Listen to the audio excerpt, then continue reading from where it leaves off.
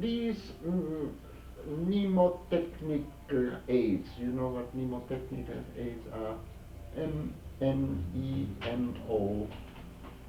or mnemonic aids, you can also call them M-N-E-M-O-N-I-C. Mneme in Greek means the memory, yes? Mneme, yes? It's the same stem as memorize, but it's a Greek word. So mnemonic aids are aids where you don't remember the thing itself, but remember an association, you see? That is closely connected one way or another. Now, we wouldn't remember many things we wouldn't remember if we didn't have associations with them. Yes, we remember the telephone number of our boyfriend or girlfriend very well because we associate that telephone number with a person, yes, and you know that there are many telephone numbers that we don't remember, yes, because we don't particularly like that number, etc. You see, so mnemonic aids to some extent have their value. There is no question about that. But I think they are in music a roundabout way. So therefore, to remember what did you bring up along that line, reciting the fingering, yes, or reciting the notes, you see, or what other people do advocate, writing the piece out from memory, yes. That I find to some extent questionable. It simply takes too much time, I think. It is a roundabout way, yes. Now if you can write it out, of course, there's written proof that you know the piece, but that is still something different from sitting down and doing it right then and there, you see. I'm not so sure, but maybe so. What I've sometimes in desperate cases of students have used was this: take a piece of music paper, the same number of lines and the same format as the composition, you see, and write down certain cadence points, key spots, you see, top note and bottom note, and if they knew enough harmony, the harmonic implication of that particular spot, you see, particularly where it goes into two different alleys. So that the visual picture, you see, of the page has only the bare essentials of the piece, yes? And yet it gives them a memory aid. It's a crutch for a little while, you see. I've tried that sometimes, and I don't know whether it has any success or not. But otherwise, I think these association aids of memory are roundabout way. All right. Now, the analysis part is, and of course, in agreement, a very important aspect of it. You see, if you don't know that the piece goes into the dominant key, or that it goes into E flat, and if you don't know what key you're in, you may make the most terrible mistakes in the restatements, etc., you see, so there's no question about that. And if you have a very live, handy vocabulary and can tell yourself F flat, A flat, C flat, D, you see, is that kind of a chord and it resolves into the 6/4 of A flat, you see, that it helps, of course, in learning. I find in actual performance that kind of memory helps you after the catastrophe has happened, yes? But not before, yes? Yeah, sometimes the kind that helps you, like, I often think of a chord, like that this major is going to arpeggiate E major, and the next one's going to be B major, and the next one goes to D flat. And I often think that, you know, that's what's going to happen there. And I think E, D, B flat, and it's a simultaneous thing. Yeah. But it's not something that, but it's not an analysis sort of thing about the form. The form or anything like of that sort. No, I think macroanalysis doesn't help in performance at all. If anything, it's microanalysis. You know, the smallest items in the vocabulary, and even then, it often comes afterwards. You see, what is helpful and what one should cultivate is an intellectual grasp of that. You see, and that intellectual grasp should become so much part of one's of one's own makeup. You see, that you don't have to think this is a French 6/5 chord that comes next, you see, but you know then what comes next, yes? But having made it clear to yourself at one point, you see, intellectually and then theoretically and analytically, does help, yes? Then there's one more aspect to this that I feel.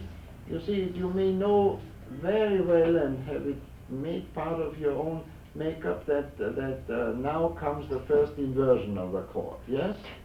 But you still don't know, does that chord have 3 notes or 4 notes? And if you play 4 notes, you are out. Or it may happen that you are out, you see? That is particularly true in void spaces, for instance, you see? The other thing may have sometimes 3 notes and sometimes 4 notes. And if you happen to play 4 or you leave 1 out, that may be enough to cause a breakdown, see?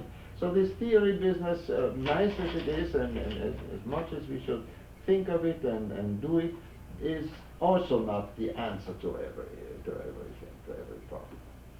Mr. Robert, what do you think about, when I was in France, I had a lot of friends who, as they were learning the piece, as soon as they could get the notes out, really, they would start to sonorize out loud, well, the bass or the yes, soprano yes, or yes, something, yes, just we as do, fast as yes, they could exactly, go, and we but don't before do it was that memorized, anymore. you Yes, know? Especially all contrapuntal yes, music. yes, They would yes. start to what, the bass? Sing loud, La Solfeggio. Sol Fa Mi Do. That's a Okay, Manigo, solfege, yes, okay. yes, I okay. didn't hear you, I'm Yeah, sorry. I think I don't know how you solfege pronounce that would be a word. very, very, very good thing. It makes things come alive very much, and they have an amazing knack of being able to sing solfege in the most incredible speed, you see.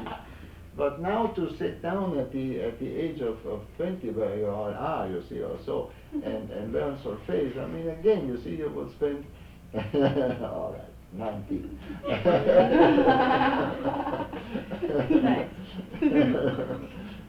Is again a roundabout way, I think. Again, we are spoiled. We are spoiled for life. But the singing does help. You can just sing loud. Yes, if you, of course. I mean that certainly does help. So with one word, everything that eliminates finger memory is helpful. Anything that has variety, you see, and where you use all 4 approaches to memory is helpful, and certainly a rested mind and good outlook on life, art, and oneself does help very much too, you see. And the main reason why you and I and everybody has troubles training from memory is simply vanity. We take ourselves too seriously. Yes? We think the world is at an end if we make a memory slip, see? Because how can this happen to me? You know? So I think if we could, and we can't, but if we could eliminate ourselves and our own ego to a larger extent, and think of the music and not of the audience and not of ourselves, we would probably not have any trouble. See? Because if we think of it, you see how often we have played such a piece of music before we go on stage. At least as often as if as we have gone, maybe not as often as we've gone downtown, but certainly as often as we've gone up to the shopping center, yes? And you do not forget how to get to the shopping center. Yeah? Definitely not, because there your ego is not involved. Yeah, but it comes down to that, yes? Oh, dear. He's right. Absolutely so. Mr. Robert, Yes. I don't know how your memory is. It's Bad. not one of my Sure. problems, but I've known people who will get memory blocks Yes. in performance. Is there anything that one can do? I saw a man once, I think his name was Harrison, he was from Michigan, and he played the Schumann A minor at my undergraduate school, and he arrived at the recapitulation of the first movement and went exactly back into the exposition at the same point, Yeah. and the orchestra kept on going, things fell apart, he stopped, They did it again, he did the same thing a second time, and the third time he had to stop and look at the music and apologize to the audience, and he finally got through the whole thing. But I was thinking about the second or third time, and there must have been some way to avoid that one. I would maybe just take the music. One of the books I read said whenever you're playing and your fear of memory slips on you, just, I forget which author it was, it said you should close your eyes and sing with all your heart and soul. Yeah, that's all very nice when you sit in the writing desk and write down, Yeah. you know. It's all He had to very- sell it to I the had a editor. strange experience. I don't want to talk about my own experiences, but there was a pianist in the University of Kansas, Jan Capusso, very good pianist. He played a guest recital here when he was I think close to 80. And he played Hammer Clavier Sonata perfectly. I mean, old style, sort of lots of arpeggios and whatnot, but old style was very, very good. But when I got to know him, which was in Colorado, he played, just informally, and told a story, you see, where a student of his had played a spinning song, or Mendelssohn, just at the close of the semester, and he had warned her, you see, that it's a dangerous piece, it has got different alleys, you see, and he had warned her to watch out, you see.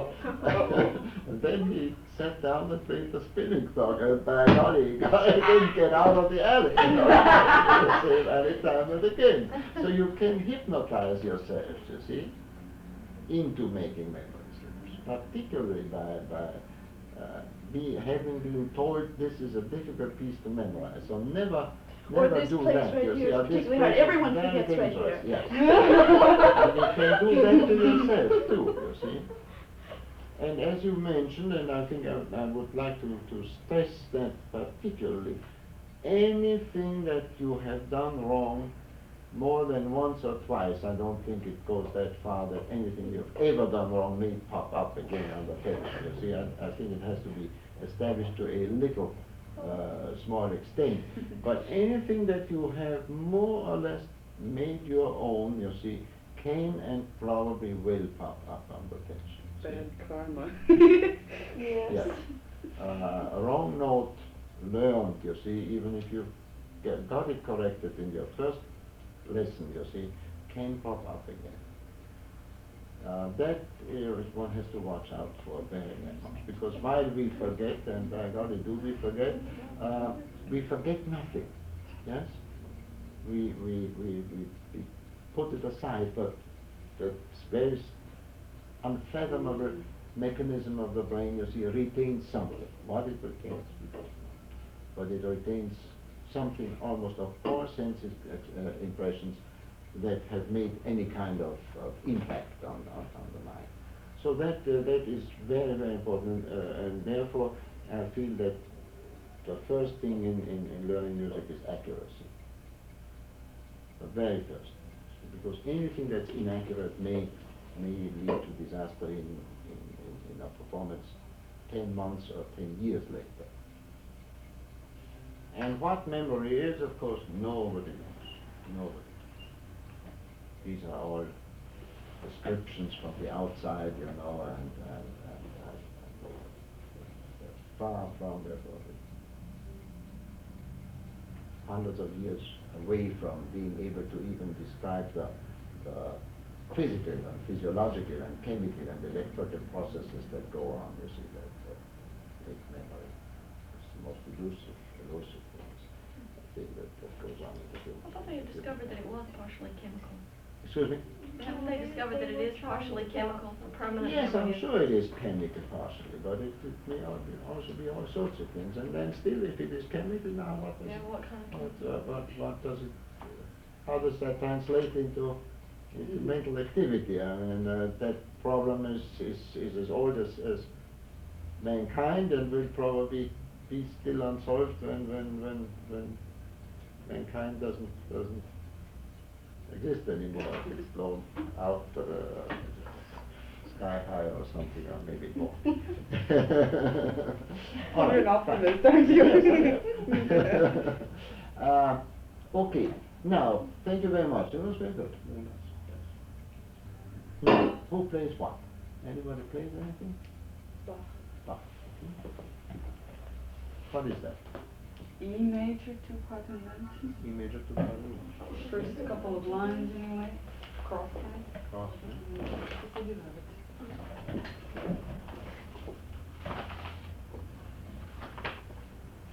Was this to be by memory now? Oh, if you want to use it as memory training, I'm sorry. Alright, let's look over her shoulder, huh?